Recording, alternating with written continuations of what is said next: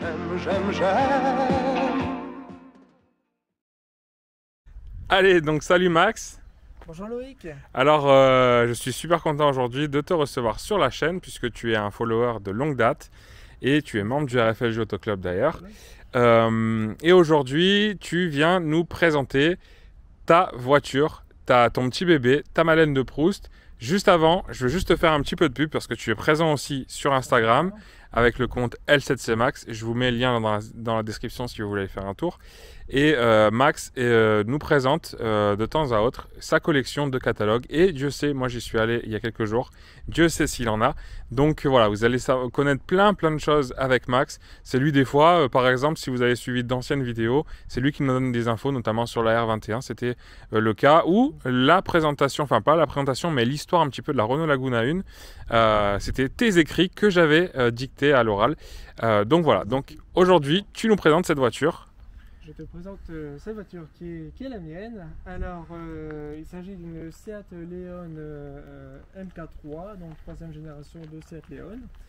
Je la présente ici dans sa finition premium. Alors, c'est une série spéciale.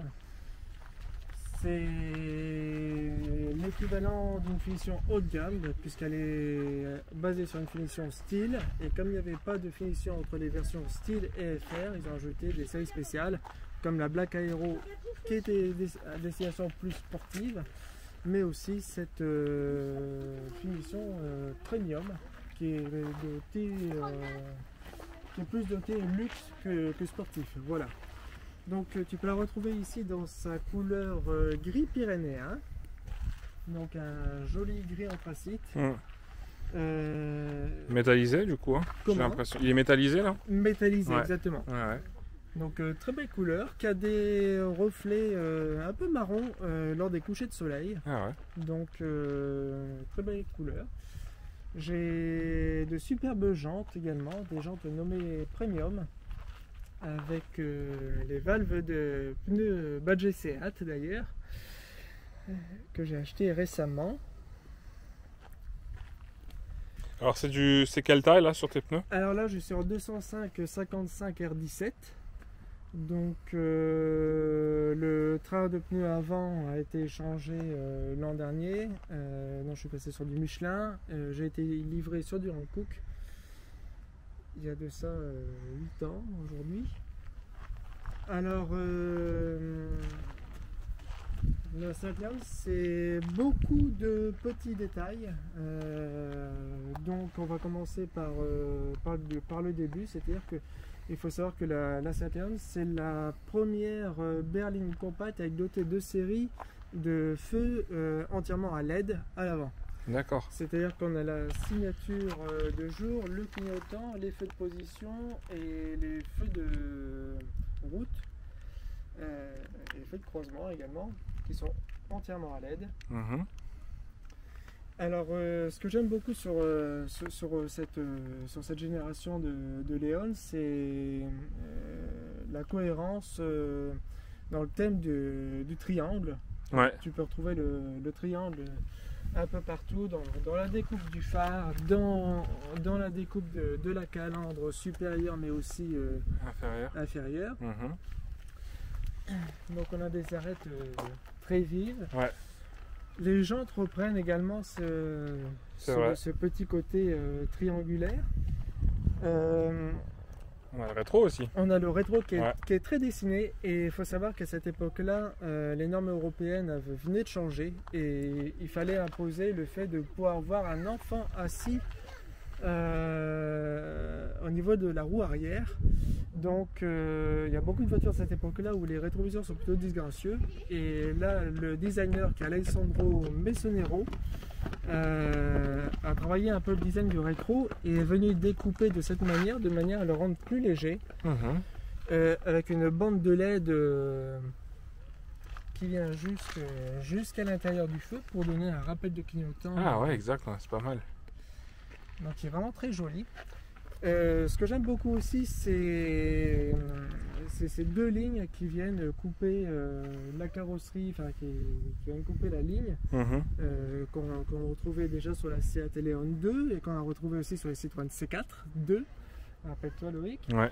Donc là, elle est moins plongeante que sur les Léon 2. Là, on a une ligne quand même plus droite qui descend légèrement et qui donne un peu d'allure et qui permet d'asseoir la voiture. Et on a une deuxième ligne qui revient ici sur l'arrière et qui meurt dans le feu arrière.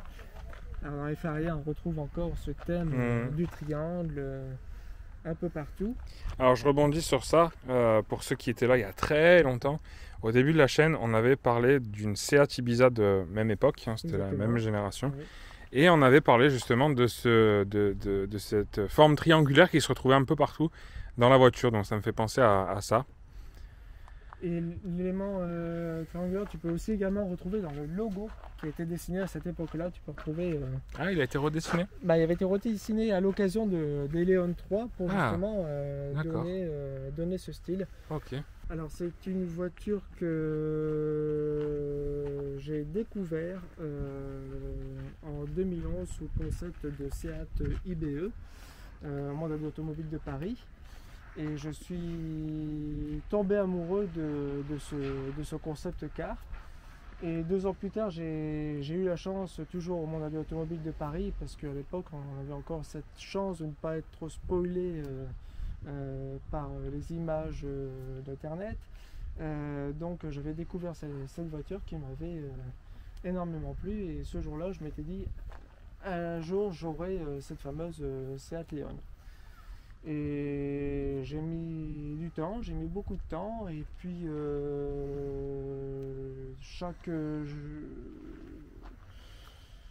à chaque visite chez mon concessionnaire, je venais admirer ce véhicule en prenant des photos, en prenant des dimensions, en tâtant un peu la qualité des matériaux. Et puis je remercie donc mon conseiller commercial Christophe Marino, dont je salue de l'ancien groupe Valauto qui est actuellement le groupe L'Empereur Seat à Beuvry, qui m'a vendu cette voiture pour la réalisation de ce rêve. Et voilà, il faut dire aussi qu'à l'époque, j'ai payé cette voiture. Aujourd'hui, ça peut paraître une somme vraiment très dérisoire, puisque sa voiture valait 18 200 € seulement. Donc là, je suis équipé d'un 1,2 litre TSI de 110 chevaux. D'accord, donc 3 cylindres aussi? Non, je suis en 4 cylindres. 4 cylindres, 1,2 litre, d'accord. 4 cylindres, 1,2 litre TSI, 110 chevaux, que je vais présenter tout de suite d'ailleurs. Allez. Alors ce fameux 1,2 litre TSI 110 chevaux, le voici. Alors un capot très lourd. Alors Savéa n'est pas là malheureusement, certains s'en reconnaîtront. Donc un joli petit moulin qui est très silencieux, très économique. Tout est bien rangé à sa place, tout est propre, tout est à la manière Volkswagen. Donc on a accès aux différentes choses, même si on a encore des petits cages sur ces modèles-là. Et tout est bien feutré, on a même des joints sur le capot, encore une belle moquette ici. Des belles mousses à ces endroits-là, même les câbles ont de la feutrine. Même la batterie, elle est bien. La batterie est dans de la feutrine également. Alors du coup, ce moteur, tu l'as maintenant depuis pas mal d'années. Donc, donc quel est ton recul dessus Alors c'est un moteur que je recommande sincèrement. C'est un moteur extrêmement fiable, jamais eu de problème, jamais de panne. Vraiment très silencieux, qui a toujours beaucoup de couple et qui me permet même d'être en 5e à 50. Et donc on a une boîte 6 rapports sur cette voiture et elle a toujours du régime, toujours présente, alors que c'est le plus petit moteur de la gamme sur les Seat Leon. C'est le plus petit moteur de la gamme. Et il est très économique pour une voiture, donc elle fait 1 tonne 200. 1 tonne 200, je fais en moyenne du 6,3 litres de moyenne. Donc un véhicule plutôt économique par rapport à la taille et par rapport au poids du véhicule. Je remercie aussi au passage David Lemaire, toujours de la concession Seat Beuvry, actuellement l'Empereur, qui entretient mon véhicule comme il se doit et qui fait toujours un travail formidable. Je pense à lui puisqu'il est actuellement à l'hôpital. Alors, de là où tu es, David. On lui souhaite un bon rétablissement. Je te salue. Voilà. Alors on va passer au coffre. Allez. Donc pour revenir un petit peu sur le terrain, on a aussi les inscriptions TSI pour indiquer la motorisation. Le petit logo Leon qui est bien ajusté également. Alors, comme dans le groupe Volkswagen, on ouvre via le logo. Ah, oui. Il y a des choses intéressantes. Il y a des petites choses intéressantes. Alors, on va commencer par l'Automobile Magazine de 2011 qui présentait cette fameuse Seat IBE sur lequel j'ai craqué en la voyant au Mondial de l'Automobile de Paris en 2010. Donc 2012, la Seat Leon sort, donc fait sa première apparition dans l'Automobile Magazine, voilà. Pour ne pas les citer. Donc ils ont fait un beau petit article hein, en disant la version fun de la Golf finalement. Voilà, alors tu peux retrouver également dans le coffre, alors ici bon, c'est tout ce qui est bon de commande, les facturations, ici tout l'entretien et ici le catalogue d'origine que je garde précieusement.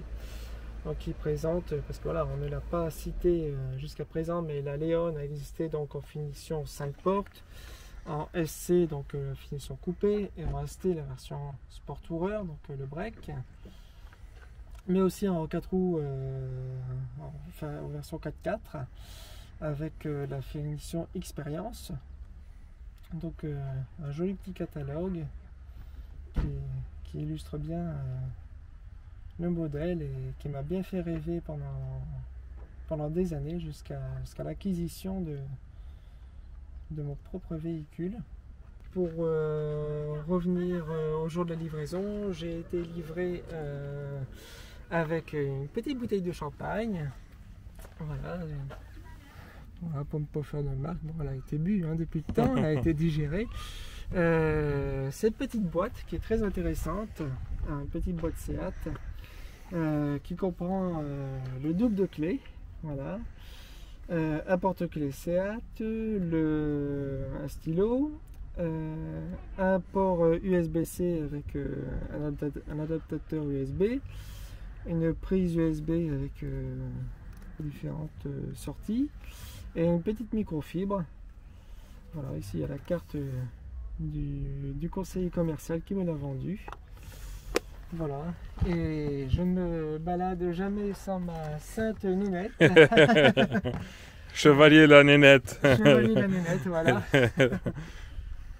Alors voilà, pour le fermer, c'est juste ici. Alors, on a des petits crochets. Ah ouais, pas mal. C'est intéressant. Je sais pas vraiment à quoi ça sert. Parce que non, c'est pour mettre des sacs ou. Au maximum. Ouais, voilà. 5, mais... Tu mets un sac ou. Voilà, après l'accessibilité aux ampoules est quand même assez simple aussi. Ouais. C'est assez accessible. Donc le coffre se ferme de cette manière. Alors moi, il y a un petit truc de design que j'aimerais bien parler sur cette voiture. C'est cette petite custode qui vient rappeler la génération d'avant, dans laquelle enfin pas se loger, mais c'était le passage pour mettre la main, parce que la poignée de porte était à ce niveau-là de la portière. Exactement. Et donc là, le verre, j'ai toujours été fasciné par cette pièce, le verre, comment il était travaillé. Pour pouvoir passer justement la main, et là on retrouve un petit peu la custode où il n'y a plus cette poignée, mais c'est à peu près voilà, ça fait un petit peu référence à cette Leon d'avant. Ça fait un peu référence à cette Leon, mais quand tu prends à part cette custode derrière, tu retrouves encore ce fameux triangle. Exactement. Que tu retrouves aussi sur cette partie. Alors, petite chose à noter aussi sur ces générations de Leon qui ont disparu sur les 4e générations, malheureusement, c'est la voiture est complètement fluide, il n'y a pas d'antenne de toit. La serrure de porte est cachée sous ce... Un petit cache. Sous ce cache, exactement. Voilà, et puis on va passer à l'intérieur. Allez, je te rejoins de l'autre côté. Alors, j'aimerais commencer par parler du siège, qui je trouve est très joli, avec des très beaux matériaux. Donc, on dirait un effet Alcantara. C'est de l'Alcantara. C'est de l'Alcantara, d'accord. C'est du vrai cuir. Et du vrai cuir, ok. C'est très joli. Hein. Ouais, le tout est très joli. Ouais. Alors de premier abord comme ça, on peut croire que les sièges ne sont pas confortables, mais c'est tout l'inverse. Je t'invite à... Allez, c'est quoi, je vais essayer ça. Alors, par contre, voilà, qui dit Alcantara dit entretien à faire quand même. Pas forcément. Pas plus que ça? Non. C'est un matériau qui vieillit bien. C'est une voiture qui vieillit très bien. C'est une voiture qui a 8 ans. Aujourd'hui, il n'y a aucune pièce qui ne bouge à l'intérieur. Voilà, on a du plastique moussé à souhait. Voilà. Même dans les contreportes, hein, des contreportes moussées. Le dessin des poignées est joli également. Avec, c'est vrai. Avec le chrome qui est à l'extérieur. Je vous fais voir ici de plus près.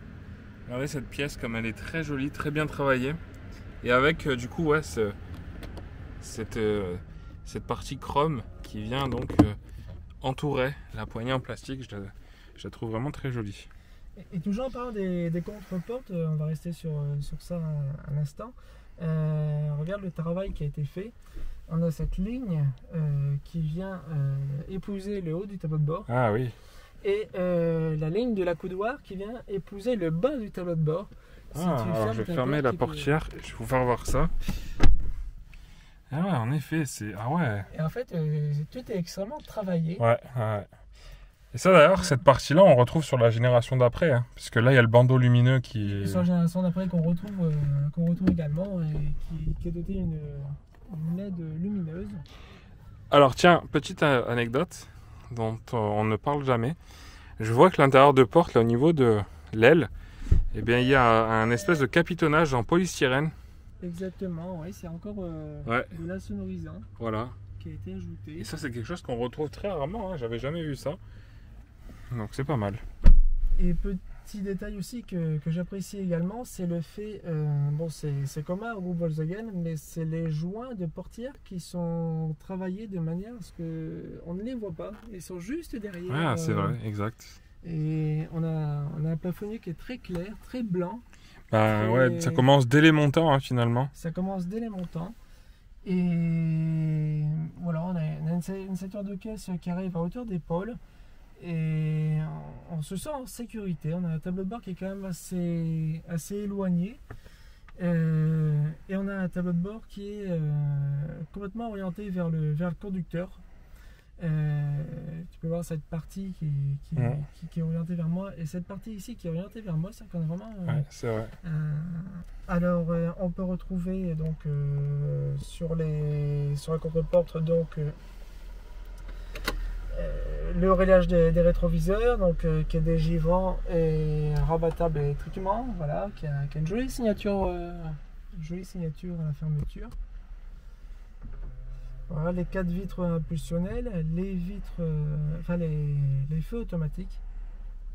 Alors j'aime beaucoup aussi, c'est l'instrumentation. Alors elle est simple, mais la typographie est très jolie. Au niveau de l'instrumentation, donc à gauche nous avons les contours avec la jauge à huile. À droite le compteur de vitesse avec la jauge à carburant. Donc dans une typographie qui est très jolie. Au centre on retrouve un ordinateur de bord. On a la vitesse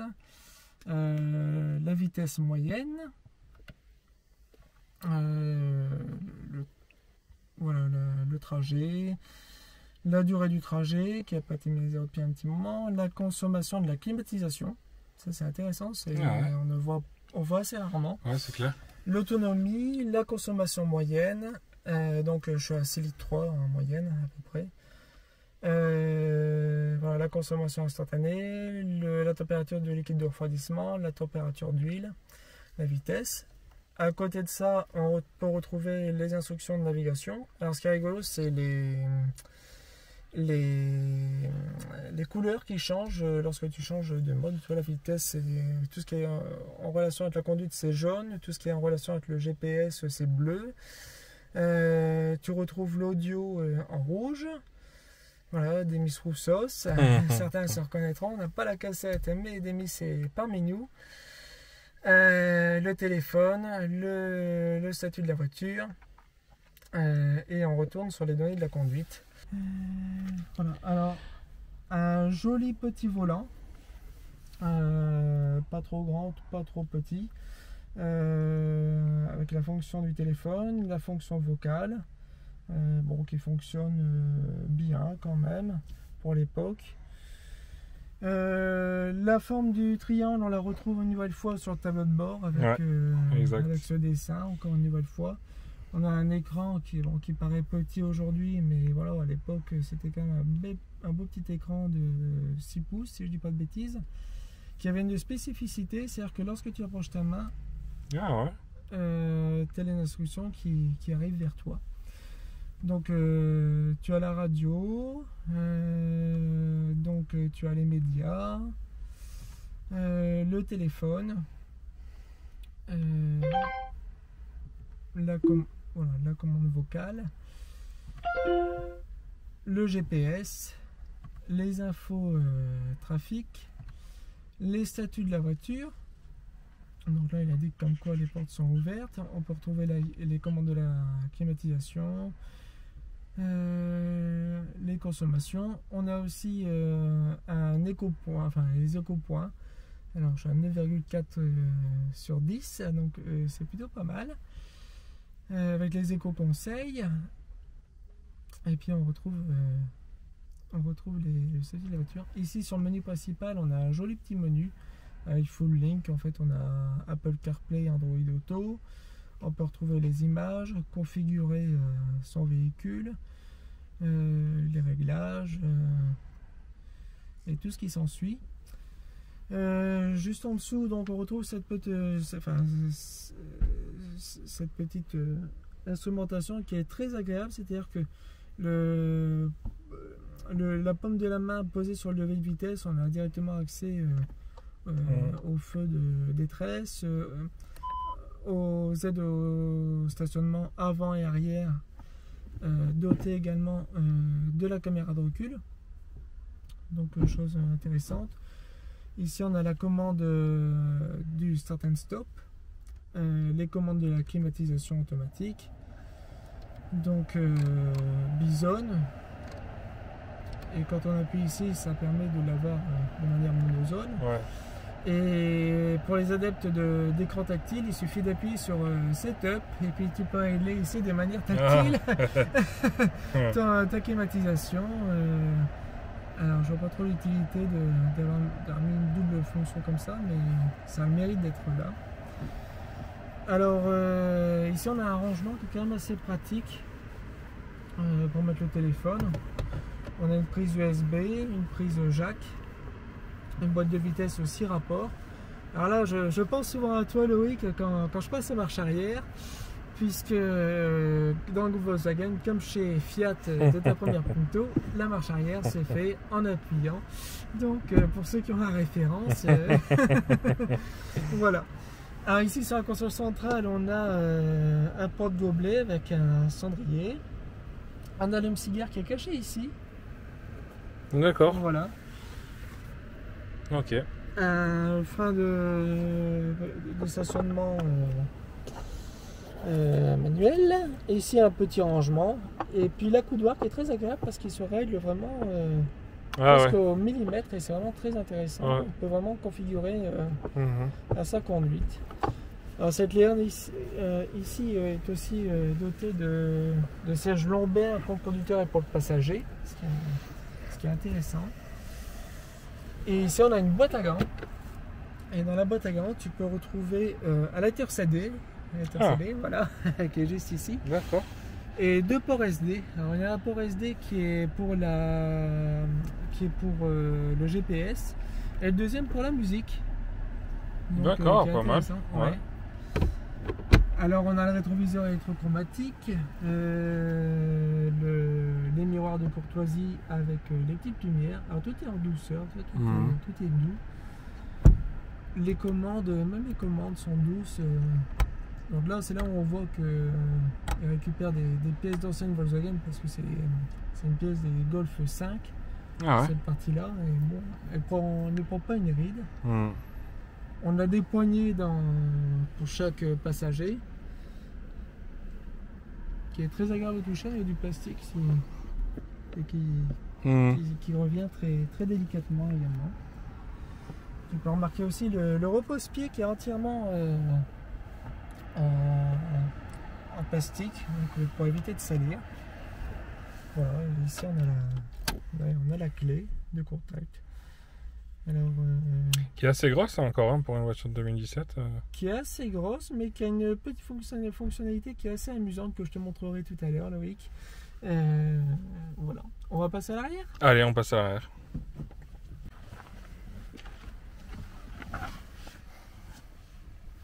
Alors, à l'arrière, les passagers ne sont pas non plus lésignés. Parce que, voilà, mon siège est réglé pour moi, donc je suis à 1m86.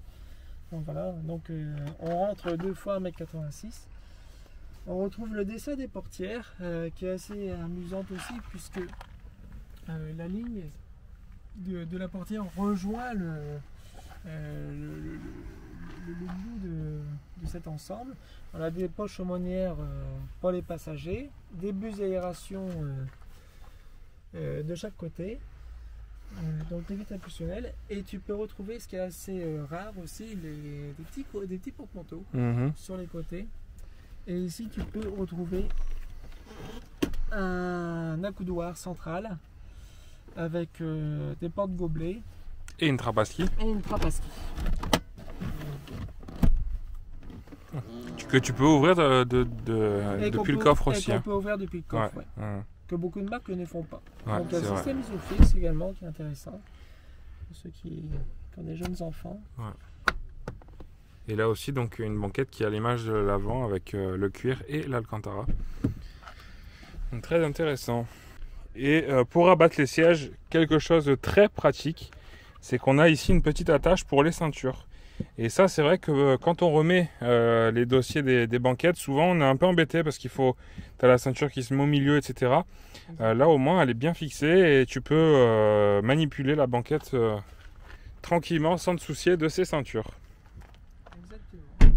Pour revenir un peu à la fonction magique de la clé, voilà, beaucoup de personnes ne connaissent pas. Et alors, lorsque tu appuies longtemps sur le bouton de déverrouillage, ça te permet de déverrouiller d'ouvrir toutes les 4 vitres.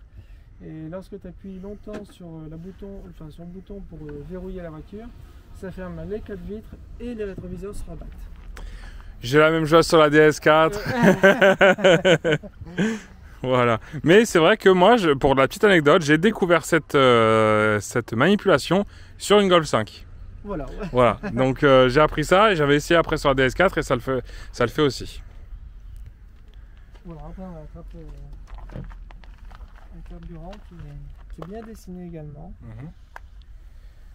Donc c'est là où on voit aussi la qualité du travail Volkswagen. Que, ouais, les ajustements ils sont bons. Les ajustements sont très précis, très bons, tant au niveau des portières que des trappes à carburant.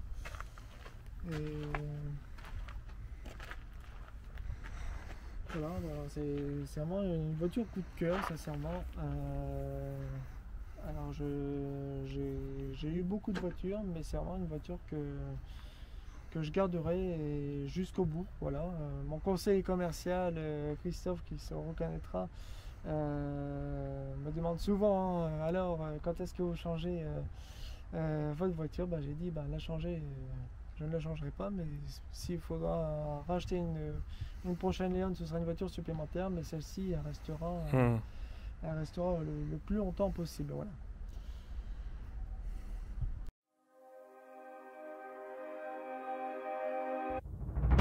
Always think of you when spring comes, like it's something in the air at that time. Don't know why. Always dream of you when spring comes. like the heat on my skin takes me back to the time met you on a Friday, halfway out at the door of the club, playing soul on the weekends, stayed in bed till Wednesday, fell in love with you right there and then. I was young, couldn't see that.